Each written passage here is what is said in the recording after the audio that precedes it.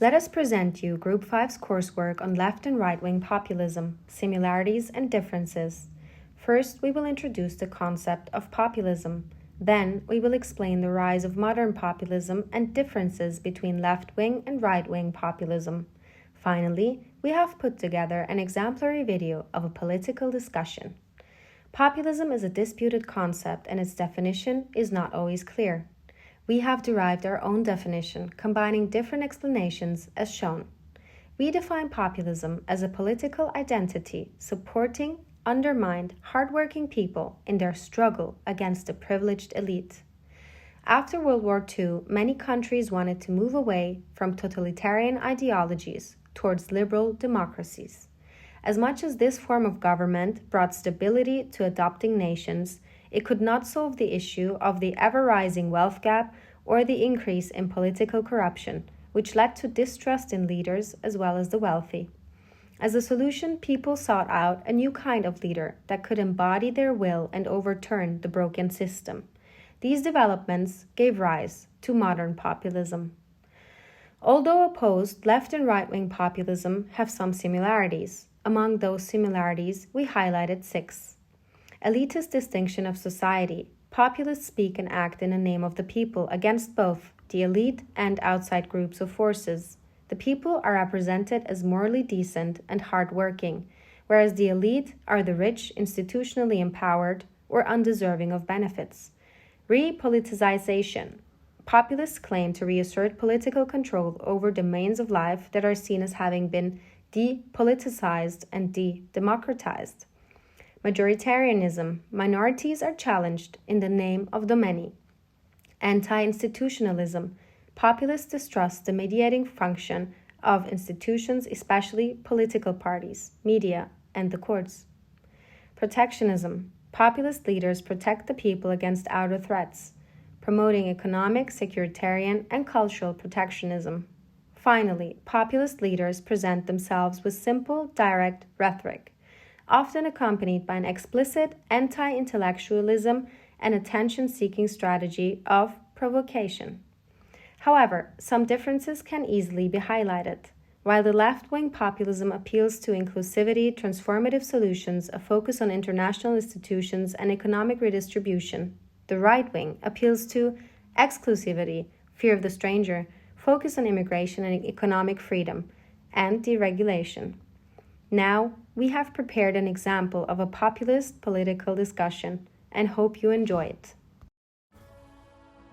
In the past few years, we have seen a rise in populism around the globe. Populism is a political stance based on the idea that society is divided into two groups, the people and the corrupt elite. A true populist claims to represent the will of the people. Today, you will witness a political debate on social and economic issues as well as foreign affairs between a left-wing populist party and a right-wing populist party. Let's start out with the hottest topic in current times, immigration. Where do we stand as a country compared to a few years ago? I'm hoping that the EU will allow Afghan refugees to stay in its territory. These people suffered and are suffering a lot at the end of the Taliban. The EU must allow these refugees to enter and have a safe place to live. The border in the East European countries must be lifted so that the people suffering in the Middle East are able to find a peaceful place to live. If you allow me, Clara, I would like to ask our audience, how would you feel if you had to face the same difficulties the Afghan families are encountering now? They are being denied the entry to the only territory that could provide them a safe place to live. So what have we achieved in the last years? If you ask me, nothing. The Schengen external border still needs to be secured. If Viktor Orban had not secured one of our Schengen borders, despite facing criticism, things would be different for Middle European countries now. The EU Convention on Human Rights needs to be revised. It dates back to the 1950s and is simply outdated. Now, people can travel way faster and easier to reach our beloved nations. We owe our people the right to their own country and this right needs to be enshrined in the convention. You can simply not take indefinite amounts of immigrants. Our own population must be protected. Exactly. Thank you. As you can see, immigration has become an increasingly important topic. On the one hand, right-wing parties win over voters through promising tougher border controls or stricter access for migrants to labor markets. On the other hand, left-wing parties, who are more lenient and tend to favor liberal policies towards undocumented migrants. Let's continue with our next question. What are your views on the European Union after Brexit? Yeah, as we all know, we are not absolute EU supporters. The wish of some politicians for a centralized European Union is incomprehensible to us.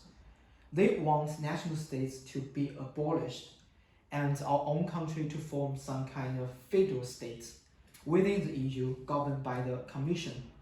Do you know what a common social legislation would mean? Or for example, a common European finance minister? We would no longer be able to decide on our own tax legislation or even on the people governing our own country. United States of Europe, that's giving up your own sovereignty to Brussels, and we don't want that under any circumstances. I do not believe in the current European Union system, and then I understand why Great Britain wanted to leave the EU. After the intense and harsh austerity that the EU caused on Greece, I think that every country on the European Union should rethink whether being on the European Union is beneficial for their population or not. The only countries that were willing to help Greece were Russia and China. The EU knew that Greece didn't have too many options, and so they forced the Greek population into a very harsh and caused lots of suffering on the Greek families. Thank you. The European Union has always faced several challenges. The economic crisis, the refugee crisis, or the results of the British referendum. These crises have paved the way for the emergence of a Eurosceptic political system. The main problem with the European Union is thus, for right populist parties, the loss of sovereignty, whereas for the left populist is austerity policies. Our last topic is trade agreement. About a month ago, China submitted an application to join what is now known the Comprehensive Progressive Trans-Pacific Partnership, CPTPP, a trade agreement with like-minded Asia-Pacific countries that the US had previously exited under Donald Trump.